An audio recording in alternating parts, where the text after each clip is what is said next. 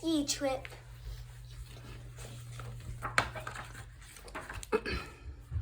On Ollie's 6th birthday, his parents gave him a pair of skis. He hadn't had proper skis before, just a pair that the foreman's son, John, had made for him out of bits of plank. So you can imagine how much he wanted to try them out. But winter did not seem to want to come that year. Now and then, of course, it snowed a bit, but even before the ground was white all over, the snow melted. So Ollie watched and waited and longed for winter and wondered, will it ever come this year? But in the end it did. A week or two before Christmas, snow began falling in big flakes, and it went on for 2 whole days and nights without stopping. Everything was covered with a thick white blanket, and when Ollie woke on the 3rd morning, the sky was shining blue and the snow sparkled like millions of stars. Ollie was so excited, he went head over heels 3 times on his bed without stopping. He scrambled into his clothes, not caring if they went on the right way round or not. Then he ran in to see his mother. Please, can I go out skiing now, this minute? Listen, said his mother, you must have some breakfast first, and don't forget your mittens because it's cold today. Ollie gulped down his porridge and milk. His mother helped him into his thick coat and long mittens, stuffed a sandwich into both pockets, and told him that he could stay out until dinner time. Then he waved goodbye to his mother and his little brother, and fastening on his new skis, he skied over the thick white snow towards the forest. The trees were so pretty, and as he went deeper into the forest, they looked even more wonderful. It was like going into an enchanted palace, and Ollie said to himself, Thank you, King Winter. I'm so glad you came. The next moment, he almost fell over backwards with surprise, for there in front of him stood an old man, glittering white from head to toe. Ollie stared at him. Are you King Winter? He asked. Oh, no, said the old man. I'm only Jack Frost. What do you think of the forest today? Did you do it? Asked Ollie. How did you make it all sparkle? It's easy, said Jack Frost, and he breathed on Ollie's coat. His breath hung like a white cloud, and when it disappeared, Ollie's coat was covered with glistening hoarfrost. Then he laughed and gave Ollie's ear a little pinch. You're a sharp lad, he said, and I don't think you mind if the cold wind stings your face a bit. You called out King Winter's name a moment ago, so maybe you'd like to come with me to his palace here in the forest. Oh yes, please, said Ollie excitedly. So off they went through the forest, Jack Frost first and Ollie following. All of a sudden, Ollie began to sneeze. His feet felt wet and the hoarfrost on his coat had melted. Just then, a strange old woman came stomping through the forest in big black galoshes that squelched with every step. She had a broom over her shoulder and an umbrella in one hand, and she was blowing her nose and sneezing all the time, as if she had a terrible cold. Who was she? Ollie was just going to ask her when Jack Frost rushed forwards, shouting, What, you again? Go away at once, and don't you dare stick your nose in here before spring. And then he blew a huge cloud at her. She looked quite scared and ran away so fast that she dropped her broom. Ollie was so surprised he couldn't think what to say. You were very rude to that old woman, he said in the end. Oh, so I was rude, was I? Growled Jack Frost, still looking angry. Well, nothing makes me crosser than that woman, Mrs. Thaw. Just look at the mess she's made here. And he pointed to the nearest tree where the frost had already begun to melt. Then he went round breathing on everything and made it all as lovely as it had been before. A good thing she didn't have time to do much more damage, he said, a little more cheerfully. You see, Mrs. Thaw is really Winter's cleaning lady, and she's supposed to clear up before spring comes.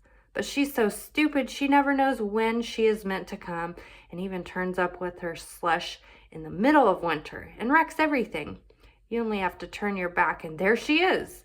Well, Ollie, shall I call her back? No, don't do that, said Ollie, horrified. She doesn't have to come back, does she?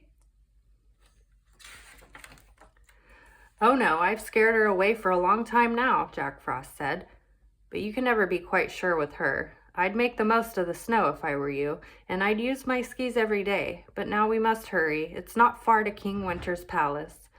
Before long, they came to a huge castle. It was built of snow and guarded by 2 polar bears. The bears sniffed at Jack Frost like friendly dogs as he and Ollie walked through the gateway. Then the visitors went across a courtyard and through an iron-studded door made of polished ice.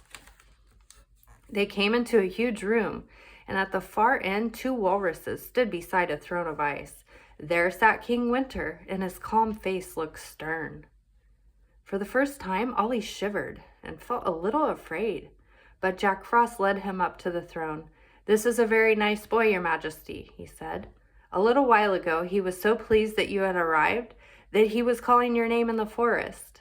Then King Winter smiled, and his eyes gleamed like the northern lights.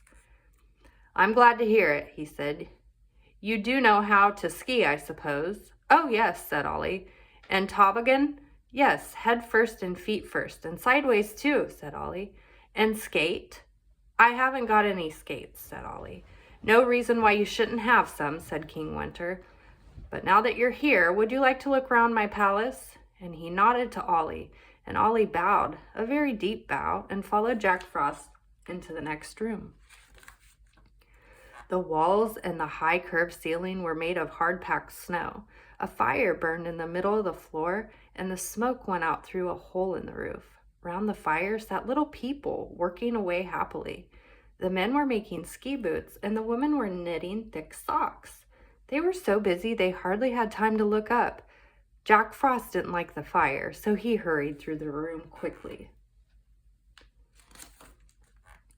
In the next room, some girls were knitting ski mitts with long cuffs and embroidering them with red roses. They were very busy too, but they did have time to look up at Ollie.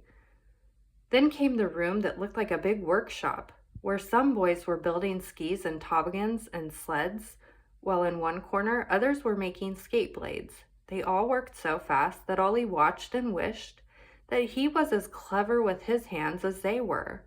"Why are you so busy?" Ollie asked one of the boys. "Well, we've got to hurry up now if we want to get finished by Christmas," said the boy. "You see, everyone wants their presents for Christmas, but we'll be going out to play in a moment."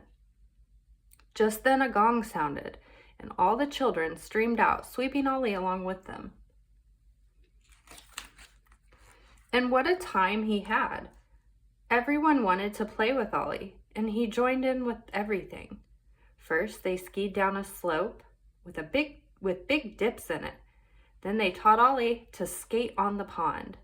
Next, they built snowmen and a big snow castle that they all stormed, and soon there was a huge snow fight with snowballs flying about in all directions. Then they tied their toboggans together in a long line and slid down the slope, bumping over the dips. All of a sudden, there was a loud whistle, and in a flash, the children had disappeared back inside the palace, leaving Ollie standing by himself, panting and hot. "Had a good time?" asked Jack Frost, appearing suddenly. "Oh, yes," said Ollie. "That's good," said Jack Frost with a pleased smile. Then he harnessed a reindeer, stepped onto Ollie's skis, and with Ollie holding on behind him, they drove off. Jack Frost knew a shortcut home across the moor where Ollie used to pick cloudberries in the summer. At the edge of the trees, Jack Frost said goodbye. Ollie arrived home so full of what happened that he could scarcely eat a thing. And would you believe it? On Christmas morning, Ollie heard a knock at his window. He tried to look out, but he couldn't see a thing because the glass was covered with the loveliest frost flowers. But he knew at once that Jack Frost had paid him a visit. He went out onto the porch, and there lay 2 parcels. One for him, and in it was a pair of magnificent skates. In the other, there was a toboggan for his little brother. That winter, Ollie used his skis and skates nearly every day because Mrs. Thaw kept out of the way for longer than usual. Perhaps she was afraid of Jack Frost, or maybe it was because whenever it looked as though it was going to thaw, Ollie and his brother went outside and said, Mrs. Thaw, please don't sweep our snow away. Come again another day." Whichever it was, she didn't come again all winter. she didn't come until springtime, when King Winter and his court had moved up to the North Pole. There she came with a splash. What a mess! Whatever Ollie said then didn't help, not even when his little brother pleaded, "Dear Mrs. Thaw, please go. Don't take away our snow." She didn't stop until there was a speck of snow left. Until there wasn't a speck of snow left. Rain poured down in torrents, and last year's withered leaves were sent whirling away by her broom. And everyone seemed to get a cold. Ollie was really angry with Mrs. Thaw. But one lovely spring day, Spring came driving up in her airy carriage drawn by white butterflies. Then Ollie saw Mrs. Thaw as she stood by the side of the ditch wearing a brand new apron. She curtsied to Spring, beaming with delight. For the first time, Ollie really liked Mrs. Thaw and knew that she wasn't so bad after all. But he did wish she would learn to come at the proper time.